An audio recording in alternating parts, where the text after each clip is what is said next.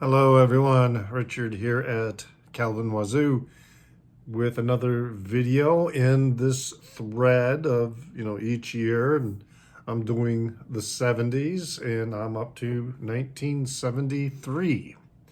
So this was kind of a thread that was started by Vinyl Richie. And, on he's talking about his favorite releases from that year. And just to be a little bit different, I've been focusing on the records that I actually acquired that year, the year of the release, because this was the time in my life. This was my early teens, and I was beginning to build up a collection. 1973 was a good year, pretty good year. So I'll get started here with it. And with this one here, Still Alive and Well, Johnny Winter. So, I'm trying to think. I should have looked that up, but maybe the Edgar Winter group had put out They Only Come Out at Night or something around there. But anyway, I heard a few songs, on FM radio by Johnny Winter, and I liked what I heard, and he is still to this day one of my favorite blues rock guitarists. And this was my first record. It was through the Columbia Record House. Of course, I don't have that record anymore. And I do have a Columbia record pressing. I think this is a fairly early pressing. It's got the P in the circle on the label. I don't know if that means it's press well or, I'm not all that knowledgeable about the actual pressings. But man, what a great album this is. With such great songs, Rock Me Baby, Can't You Feel It, Cheap Tequila, All Tore Down, Rock and Roll. I mean, man, what a side one. Silver Train, Ain't Nothing to Me, Still Alive and Well, Too Much Suckin' All, and then the cover of Let It Bleed. Whoa, just super, super great stuff. I played the hell out of that record. And don't listen to it as much as I do, now I don't listen to it as much as I did in the past. But seriously, I've always been a Johnny Winter fan. Saw him in a Santa Fe bar, would have been in the early 1980s. And it was at the time that Third Degree was released. Can't remember the name of the bar. I remember its location in Santa Fe. So it was... the Hilton was to the, gosh, now my directions are all messed up. I think the Hilton would have been to the west of it. I can't remember the streets anymore. But I lived in the Santa Fe area, from about 1981 to about 1986. So, but yeah, saw him there. It was a great show.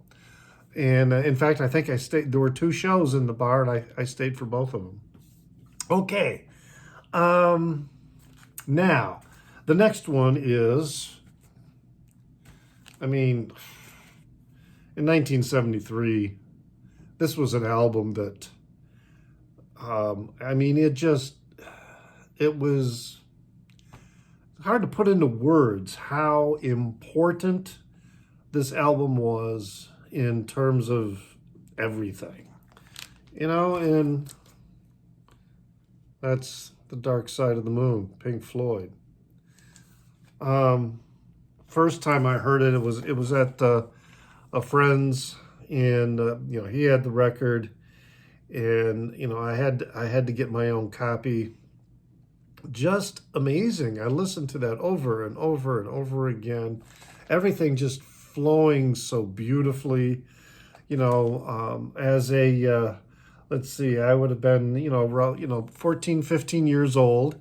So it was a record that I would often put on at night as I was going to bed, and then listen with headphones. Just, just an incredible album. And then in the engineering of it, you've got Alan Parsons, who was doing the sound engineering. Just lots of great, stories involved in that. In fact, Pink Floyd was so impressed with Alan Parsons' sound engineering, they wanted him to do their next record, which would have been, Wish You Were Here. But he was like, nah, I want to do my own thing. And that's when the Alan Parsons project was birthed. I don't listen to that record as much. And it certainly set me off as, in terms of, the next, it was the first Pink Floyd I ever had. And so I went, was going forward in the catalog. So Wish You Were Here, Animals, The Wall, very much, into these albums. And it wasn't until later that I kind of started going backward into the catalog and, discovered many other things. And some of that earlier material is, I kind of like it better, but it is different. It's, Dark Side of the Moon was, maybe the change started with metal, but I think really Dark Side of the Moon really was a transition point for Pink Floyd. And the sound that developed with that record was pretty much the brand that they carried forward. Anyway, to a 14, 15-year-old kid, that was just super amazing. And then, of course, when I was in some store, maybe it was Giant Way or Kresge or something like that, and they had a record bin, and so I'm kind of going through it, and there was, all right, another Led Zeppelin release, Houses of the Holy. So grab that. They were, the early ones were also Robert Ludwig mixes, but they weren't like the hot mix for Led Zeppelin 2. Sometimes I wonder if I had that hot mix because, I got it from my brother and he bought it when it was like first release. But that's long gone. And gosh, imagine if I still had that. But anyway, another really great album. I liked it, and I still like it. Don't quite like it as much as maybe Led Zeppelin 4, but it's definitely an album that I listened to, it was like on repeat. Now, 1973 was the year of my favorite David Bowie album, and talk about a record that was on repeat. I would be playing this every day, and if the parents were home, I was cranking it with the headphones. And if the parents weren't home, then I was cranking it out I would go upstairs to their stereo, and put it on their stereo and play it really loud. In my stereo in my bedroom, headphones were the way to go with that. And that is Aladdin Sane. This is a party album. This, with the opening track, Watch That Man, and then the song Aladdin Sane, Alad Insane. The piano is just like crazy, crazy cool. And then Drive In Saturday. That is one of my favorite songs. It would be my favorite song except for Lady Stardust from Ziggy Stardust. Panic in Detroit, Crack Actor. Mick Ronson was really rocking on this record. Side 2, I really like Side 2 as well. Side 2 has a little bit of a different vibe to it. Not quite as hard rock maybe as Side 1, but Time, The Prettiest Star, his cover of Let's Spend the Night Together, the Genie, which is actually, I guess, is a song or a tribute to Jean Genet. Then Lady Grinning Soul, just really, really amazing song. I remember when I was in high school, had this English she was a student teacher in my English class, and one of the assignments that we had was to take a song that we really liked and then rewrite the lyrics, with our own story or whatever. And the song I picked was Lady Grinning Soul. And then, so I kind of rewrote that and did, got a decent grade out of it. Now, this other record from 1973, all these records were just on constant play all the time whenever I could listen to it. And that is Quadriphenia. Wow, what an epic release this was. And of course, this is a reissue. I don't have my original anymore, but this album, I think, for a lot of people, of my generation, and even, people of my age in particular, this was such an important record, and what was going on, and the story being told, we just connected with it. I connected with it. It was just an amazing story. I loved Tommy, but this is way better than Tommy, in my opinion. And again, this was another record that, not the year it came out, but in my senior year in high school. I was raised in a Catholic family, so I was going to this catechism class that was actually for adults. And there were a couple of other kids, high school seniors, in my class that were in the class. And I played a song from here. Let me see if I can remember which one it was. I'm the One, yes. I pick up phones and hear my history. I played that song and talked about, to these, I lived in this rural area, okay? So, this isn't like even a small city. We're talking rural Michigan. And I'm just talking to these other people, about how this song really spoke to me, and, the essence that, finding myself, the whole concept, in the record of finding myself in this struggle of all the other crap that goes on around you. It's I'm mumbling, I'm babbling, I'm at a loss for words. But this really is just such an incredible composition, all the way through. Now, the next one that came out that year was this one, Tres Ombres, ZZ Top.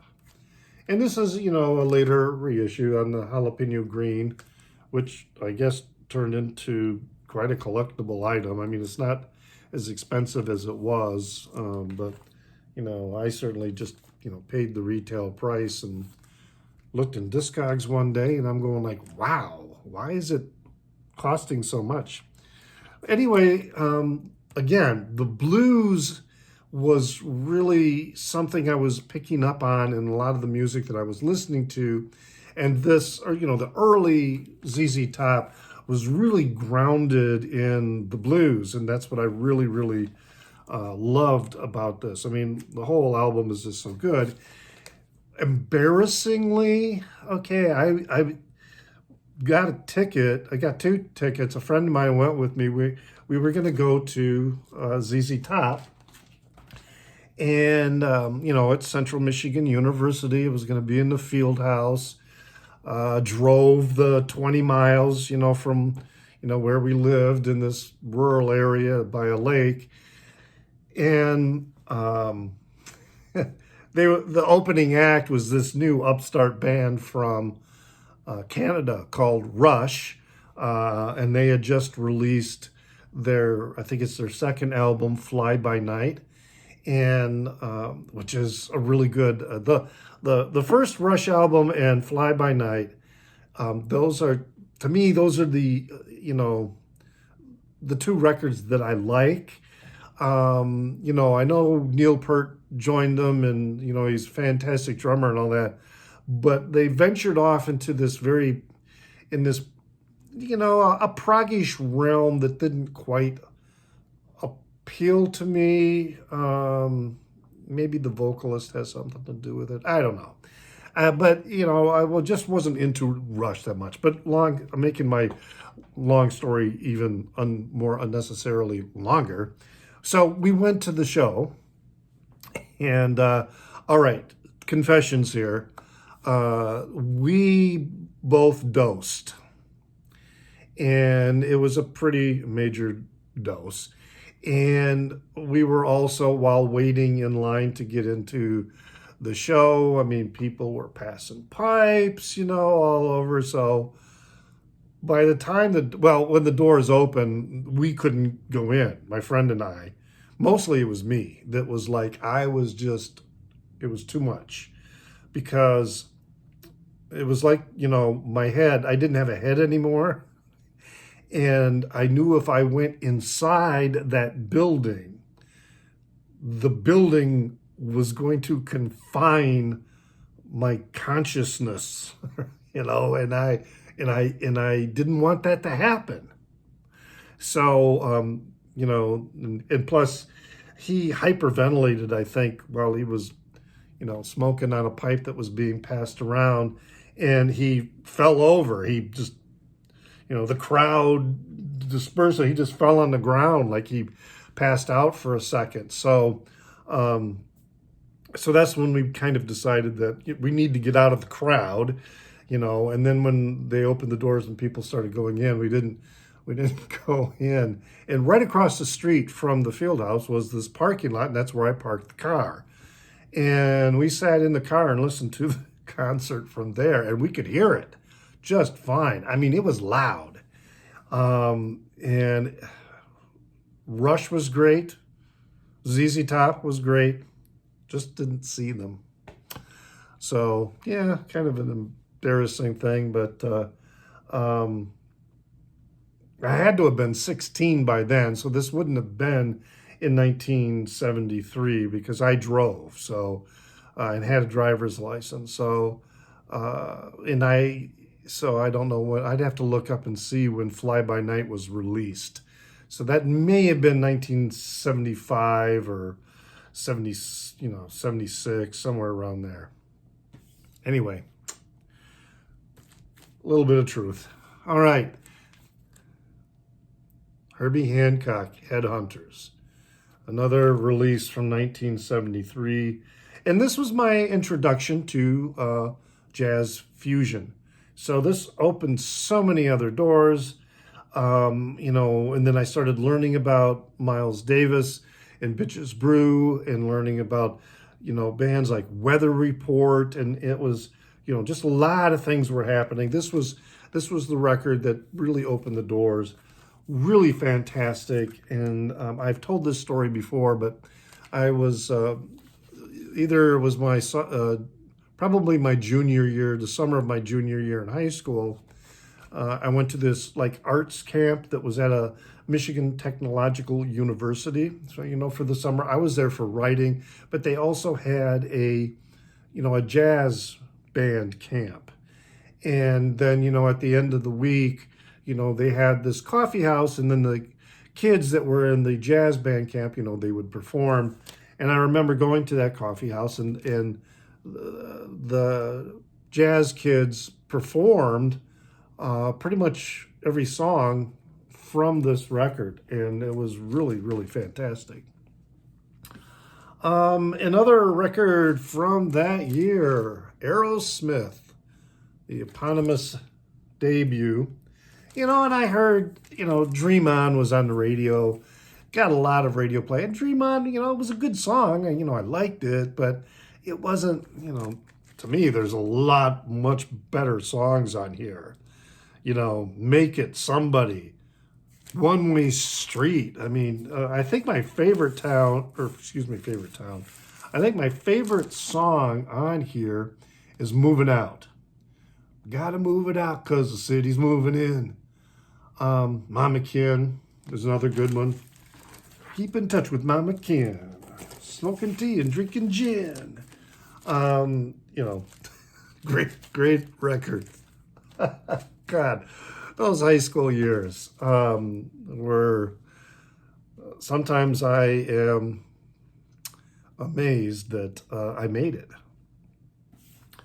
I mentioned this, that I didn't get Barnstorm until the year when this came out. The smoker you drink, the player you get. And then I think it was actually a year after I got this that I finally got Barnstorm. But, I mean, all of us, the guys, kids that I hung out with, Rocky Mountain Way was like the song. It was one great rock and roll song. But what I really found that I fell in love with in terms of Joe Walsh at this time was the stories that were being told in the other songs. And they were stories about home, about family, and they were just, it was like comfort food, musical comfort food. And that's what I really liked about this record, and also with Barnstorm, and to some extent the album Seriously Folks. There was just all these songs of reminiscences that I just really connected emotionally with, that I really enjoyed. And then last album that I had at that time was, of course, another Frank Zappa album, and that is Overnight Sensation, which I did not buy. This came out early in the year. I think in late spring, maybe early summer is when it was released. I got a video, about this. This is one I already covered in my series, Frank Zappa One at a Time. Well, I've been linking it down under to my Frank Zappa playlist. This one I did not buy until it would have been like December, Christmas time. So I went with my parents to, we were in Michigan, and we went to Hyattsville, Maryland. And that's where my sister and her husband lived to spend Christmas. And we went to a record store one day, and I saw this there, and I bought it. And my brother-in-law at the time, had a pretty decent stereo, so, and he had headphones. And I played it, and I was damn glad I was listening to this with headphones. Because it was like, oh my God, especially when Dynamo Hum started playing. But another really solid album, very tight, very accessible Zappa album. It's one I recommend to people who are looking for an entry point to Zappa's catalog. Although I tend to recommend Apostrophe more so than this one as an entry, And then, with Apostrophe, you can go forward or backward in examining the catalog. So those were the records I had. Now, a couple records that I did have at the time that I no longer possess. One of them was The Six Wives of Henry VIII, Rick Wakeman. I had that, and I liked it at the time. I'm not sure I want to replace it and get it back into my collection. It's just not something that I, really feel like I want. And then I also had Rick Derringer, All-American Boy. And the reason I got that, I know that Rick Derringer was playing on some of Johnny Winter's recordings. And the song that was on the radio was Rock and Roll Hoochie Coo. And I really, really liked that song. It was a rocker. So I bought the record based solely on, I didn't have YouTube or any other streams to listen so I could hear the entire album. before buying it. Just that was the song on the radio, on FM radio. And I got the record, you know, I got it from Columbia House, got it home and played it, and I never really listened to that record again. I mean, Rock and Roll Hoochie Coo was in my opinion, was the only good song on that record.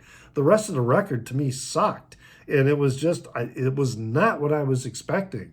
You know, here I thought I was going to be getting this rip-roaring, rock and rolling guitar player with Rick Derringer, and the rest of the record, you know, did not live up to my expectations. So that's a record that I did have at the time, but I'm not, you know, not replacing it, not getting it added back to my collection. So that's 1973, the records that I had acquired, you know, when they were released that year. So as I said, I was building up a pretty substantial collection.